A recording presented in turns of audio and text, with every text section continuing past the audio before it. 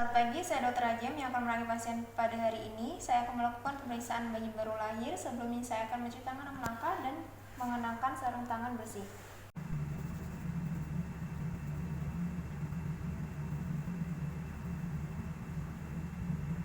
Itu, saya akan menjaga suhu bayi dan lingkungan dalam keadaan sehat. Menggunakan lampu sorot untuk menghangatkan bayi. Jarak lampu sorot menggunakan dengan bayi kurang lebih 60 cm.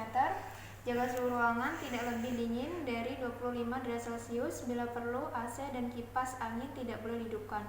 Keringkan bayi secepatnya, terutama kepala, tanpa menghilangkan vernix.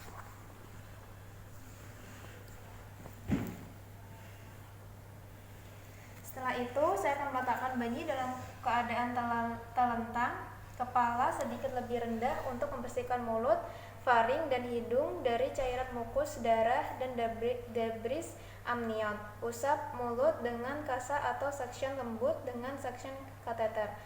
Pada bayi baru lahir dengan kondisi sehat dapat langsung diberikan pada ibu untuk inisiasi menyusui dini. Bila dikhawatirkan adanya gawat nafas, bayi harus diletakkan pada box penghangat dan observasi ketat.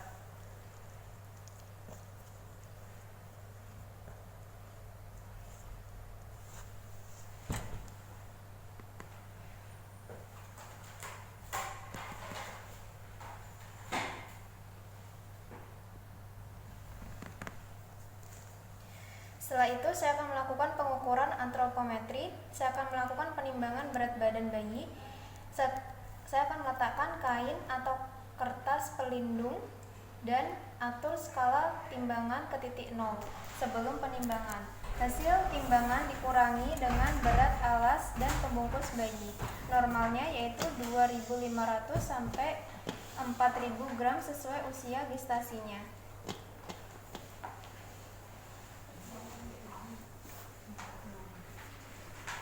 Pada bayi ini berat badannya yaitu 3.000 gram.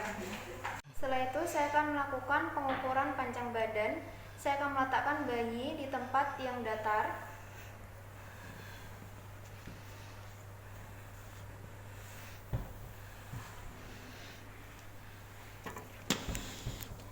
Selanjutnya, saya akan mengukur panjang bayi menggunakan alat pengukur panjang badan dari kepala sampai tumit dengan kaki atau badan bayi diluruskan. Normalnya yaitu 45 sampai 54 cm.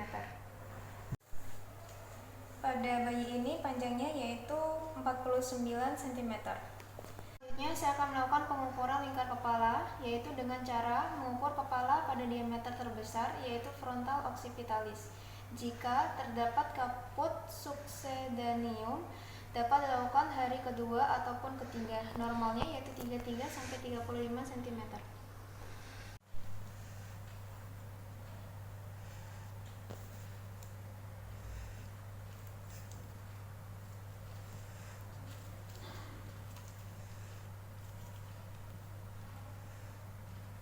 Pada bayi ini adalah 34 cm.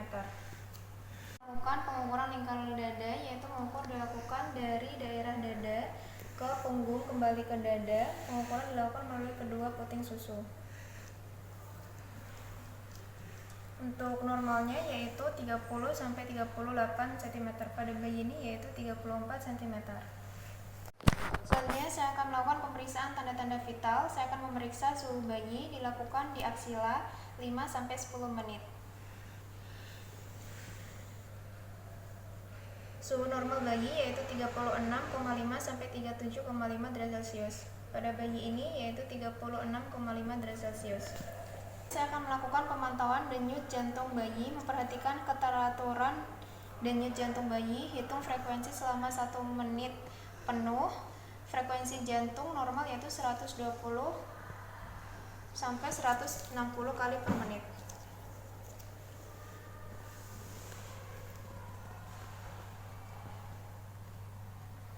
Pada bayi ini frekuensinya yaitu 140 kali per menit. Saya akan memantau, menghitung pernafasan bayi selama 1 menit penuh, memantau adanya apnu dan dengarkan suara nafas. Memperhatikan tarikan dada bayi, frekuensi pernafasan normal yaitu 40 sampai 60 kali per menit. pada bayi ini frekuensi pernafasan yaitu 50 kali per menit dengan tidak adanya apno, suara nafas bayinya normal, tarikan dada pada bayi ini juga normal. Selanjutnya saya akan melakukan pemeriksaan head to toe, yaitu melakukan pemeriksaan kepala, di mana saya akan meraba sepanjang garis sutura dan fontanel, apakah ukuran dan tampilannya normal. Fontanel anterior harus diraba. Fontanel yang besar dapat terjadi akibat prematuritas atau hidrosefalus, sedangkan yang terlalu kecil terjadi pada mikrosefali. Periksa adanya trauma kelahiran, misalnya kaput succedaneum, sefal hematoma, perdarahan supraponeuretik atau fraktur tulang tengkorak. Perhatikan juga adanya kelainan kongenital seperti anencefali atau mikrosefali.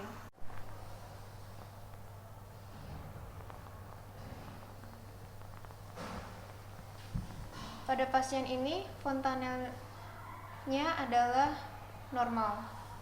Fontanel anterior garis sutura adalah mempunyai ukuran dan tampilan yang normal, tidak mempunyai kelainan kongenital seperti anencefali atau mikrosefali.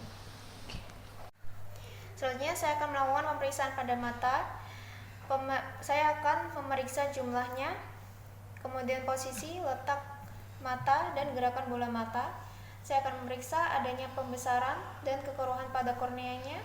Saya juga akan memeriksa adanya trauma seperti palpebra, perdarahan, konjungtiva, ataupun retina.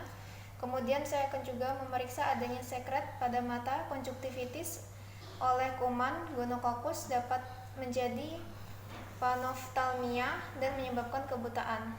Periksa juga keadaan sklera, apakah tampak gejala ikterus atau tidak.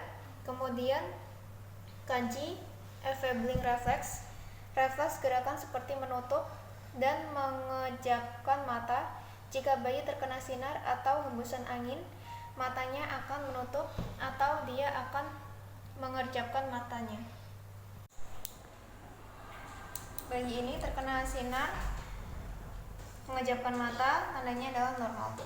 Bayi ini pemeriksaan mata yaitu normal. Selanjutnya saya akan melakukan pemeriksaan pada telinga bayi, memeriksa dan memastikan jumlah. Ada 2, kemudian bentuk yaitu normal dan posisinya simetris atau tidak. Pada bayi ini simetris. Pada bayi cukup bulan, tulang rawan sudah matang. Pada bayi ini sudah matang. Kemudian daun telinga harus berbentuk sempurna dengan lengkungan yang jelas di bagian atas. Pada telinga bayi ini berbentuk sempurna dengan lengkungan yang jelas di bagian atas. Kemudian memperhatikan letak daun telinga. Daun telinga yang letaknya rendah atau low set ears terdapat pada bayi yang mengalami sindrom tertentu atau Pierre Robin. Pada bayi ini letak telinga normal. Selanjutnya saya akan memeriksa hidung, mengkaji bentuk dan lebar hidung. Pada bayi cukup bulan, lebarnya harus lebih dari 2,5 cm. Pada bayi ini yaitu 3 cm. Kemudian bayi harus bernafas dengan hidung, tidak melalui mulut. Untuk harus diperhatikan kemungkinan ada obstruksi jalan nafas karena atresia koana bilateral, fraktur tulang hidung, atau encephalocele yang menonjol ke nasofaring. Pada bayi ini bernafas melalui hidung. Pemeriksaan adanya sekret mukopolen yang terkadang berdarah. Hal ini memungkinkan adanya sifilis kongenital. Pada bayi ini tidak ditemukan.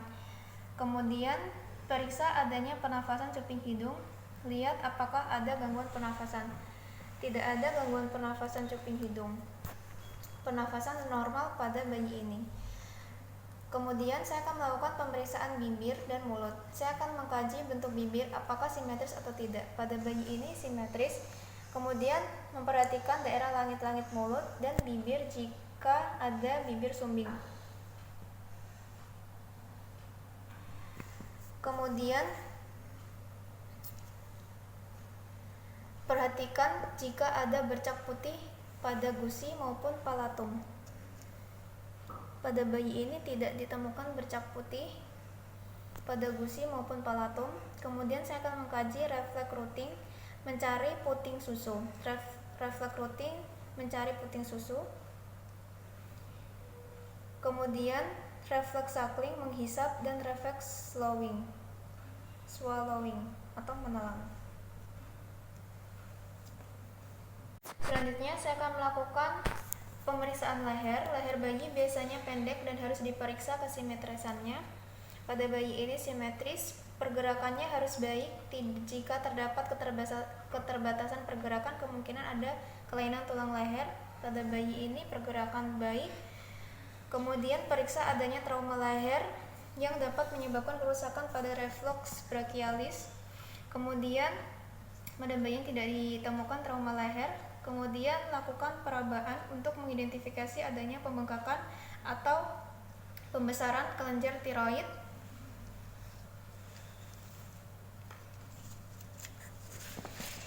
Dan juga vena jugularis. Pada bayi ini tidak ditemukan adanya pembengkakan kelenjar tiroid dan vena jugularis. Selanjutnya saya akan melakukan pemeriksaan dada. Saya akan memeriksa kesimetrisan gerakan dada saat bernafas, pernafasan yang normal dinding dada dan abnormal, dan abdomen bergerak secara bersamaan. Tarikan sternum atau interkostal pada saat bernafas perlu diperhatikan. Pada bayi ini bernafas secara simetris, normal, dinding dada dan abdomen bergerak secara bersamaan. Kemudian pada bayi cukup bulan, puting susu sudah terbentuk dengan baik dan tampak simetris. Cek pengeluarannya. Pada bayi ini puting susu normal. Kemudian payudara dapat tampak membesar, tetapi ini normal. Kemudian saya akan melakukan pemeriksaan bahu, lengan, dan juga tangan. Kedua lengan harus sama panjang. Kemudian periksa dengan cara meluruskan kedua lengan ke bawah. Kemudian kaji apakah ada herpes atau klampel palsi. Pada bayi ini tidak terdapat herpes atau klampel palsi, panjangnya juga sama. Kemudian periksa jumlah jari, perhatikan adanya polidaktili atau sindaktili. Pada bayi ini jumlah jarinya 5, normal, tidak ada polidaktili maupun sindaktili. Kemudian telapak tangan harus dapat terbuka. Garis tangan yang hanya satu buah berkaitan dengan abnormalitas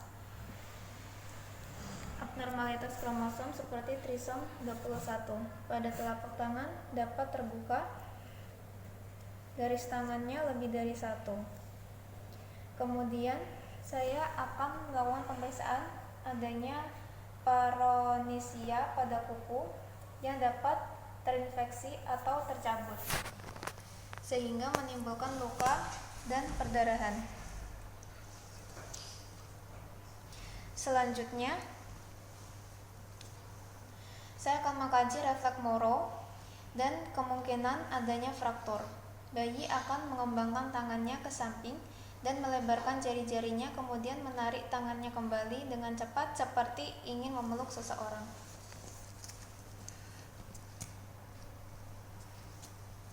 Pada bayi ini refleks Moronya positif. Kemudian kaji refleks palmar grasping atau menggenggam. Timbul bila kita menggoreskan jari melalui bagian dalam atau meletakkan jari kita pada telapak tangan bayi. Jari-jari bayi akan melingkar ke dalam seolah memegangi suatu benda dengan kuat. Pada bayi ini refleks palmar atau graspingnya positif. Bayi menggenggam ibu jari telunjuk saya. Selanjutnya saya akan melakukan pemeriksaan pada abdomen. Saya akan mengamati tali pusat. Pada tali pusat terdapat 2 arteri dan 1 vena. Kemudian observasi pergerakan abdomen. Abdomen tampak bulat dan bergerak serentak dengan pergerakan dada saat bernafas. Kemudian teraba abdomen untuk memeriksa adanya massa, melihat dan meraba untuk bentuk abdomen. Raba apakah ada massa abnormal, bentuk perut sangat cekung, kemudian terdapat hernia Diafragmatika, bentuk abdomen yang membuncit, kemungkinan karena hepatosplenomegali ataupun tumor lainnya. Pada bayi ini tidak ditemukan massa ataupun cekungan, kondisinya adalah normal. Kemudian saya akan melakukan pemeriksaan genitalia pada bayi laki-laki. Pada bayi laki-laki panjang penis 3-4 cm. Kemudian lebarnya yaitu 1-1,5 1,3 cm. Pada bayi ini panjangnya 4 cm, lebarnya 1 cm. Kemudian periksa posisi lubang uretra, normal berada pada ujung penis. Prepusium tidak boleh ditarik karena akan menyebabkan fimosis. Lubang uretranya normal berada di ujung penis. Kemudian skrotum harus dipalpasi untuk memastikan jumlah testis ada 2. Saya akan mempalpasi skrotum. Jumlah testisnya ada 2. Bayi cukup bulan, testis sudah turun di skrotum. Pada bayi ini testis sudah turun di skrotum. Pada bayi perempuan, pada bayi cukup bulan, labia mayora telah menutupi labia minor. Pada bayi ini labia mayora sudah menutupi labia minor.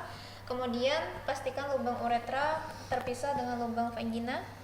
Lubang uretra pada bayi ini terpisah dengan lubang vagina. Terkadang tampak adanya sekret berwarna putih atau berdarah dari vagina. Hal ini disebabkan oleh pengaruh hormon ibu. Withdrawal bleeding.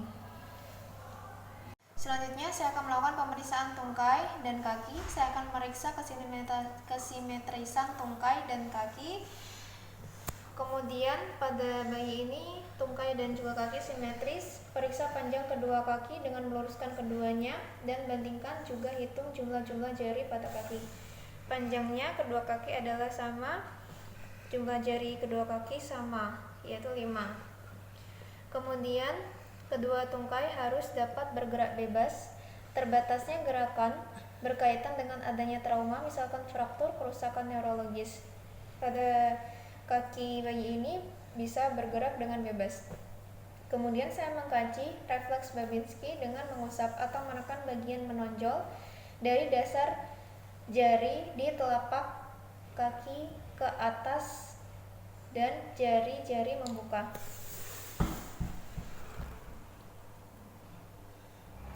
Saya akan melakukan di sisi kontralateral. Jari-jari kaki bayi ketika saya melakukan refleks Babinski membuka. Selanjutnya saya akan melakukan pemeriksaan spinal atau punggung bayi. Saya akan memeriksa spina dengan cara menelungkupkan bayi. Kemudian cari adanya tanda-tanda abnormalitas seperti spina bifida, pembengkakan, lesung atau bercak kecil berambut yang dapat menunjukkan adanya abnormalitas medula spinalis atau kolumna vertebra. Pada bayi ini tidak ditemukan adanya tanda-tanda abnormalitas. Selanjutnya saya akan melakukan pemeriksaan anus dan rektum. Saya akan memeriksa adanya kelainan atresia ani dan saya akan mengkaji posisinya. Tidak ditemukan atresia ani, anusnya normal, pada posisinya juga normal. Kemudian mekonium secara umum keluar pada 24 jam pertama. Jika sampai 48 jam belum keluar, kemungkinan adanya mekonium plak sindrom, megakolon ataupun obstruksi saluran pencernaan. Pada bayi ini sudah ditemukan keluarnya mekonium pada 24 jam pertama. Selanjutnya saya akan melakukan pemeriksaan kulit. Saya memperhatikan kondisi kulit bayi, warna, ruang pembengkakan, tanda-tanda infeksi. Warnanya kemerahan seluruh tubuh, tidak terdapatkan ruang pembengkakan juga tidak ada, tanda-tanda infeksi tidak ada. Pada bayi ini normal. Selanjutnya saya akan melakukan pemeriksaan adanya bercak ataupun tanda lahir. Pada bayi ini tidak ditemukan adanya bercak.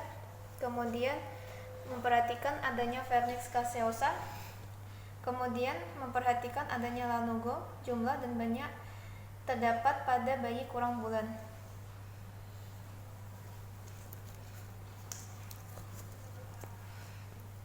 Pada bayi ini lanugo tidak dalam jumlah yang banyak.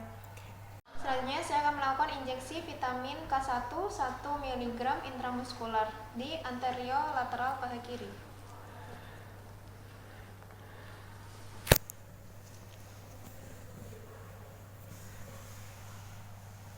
Selanjutnya saya akan melakukan pengambilan darah untuk newborn screening, HB, golongan darah, ACT, gula darah 4-6 jam setelah lahir, bilirubin sesuai klinis, kemudian melakukan screening kongenital hipotiroid pada usia lebih dari 48-72 jam setelah lahir, hearing impairment screening. Kemudian saya akan membereskan alat dan bahan yang digunakan.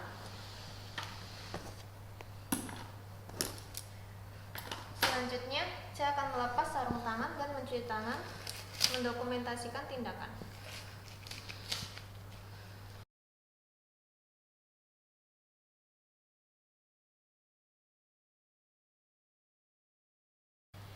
Setelah itu, saya akan menjelaskan pada orang tua hasil pemeriksaan dan memberinya konseling. Jadi, Bu, hasil dari pemeriksaan bayi Ibu dalam batas normal ya, Bu. Terima kasih, Dok. Ya, sama-sama.